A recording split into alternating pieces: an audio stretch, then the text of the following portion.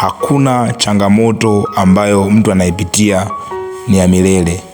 Kila changamoto ina mwisho wake. Mungu peke yake ndio wa milele. Biblia inasema Yesu ni yeye yule jana, leo na hata milele. Kwa hiyo changamoto sio ile ya jana, leo na hata milele. Changamoto ina expiry date yake. Changamoto ina mwisho wake. Changamoto haipo milele. Changamoto huwa inaisha. Biblia inasema shida hukaa wakati wa usiku, lakini furaha huwa asubuhi. Kwa hiyo kuna furaha ya asubuhi ambayo ipo katika maisha yako. Ugonjwa ambao unaopitia sio wa milele. Changamoto ambayo unapitia katika familia yako sio ya milele.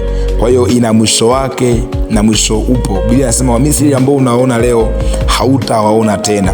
Kwa hiyo wao Wamisri au shida ambayo unaiona leo hautaiona milele katika maisha yako, kwa sababu Mungu atakusaidia na Mungu wa milele atakusaidia kutoka katika hiyo changamoto yako. Amen.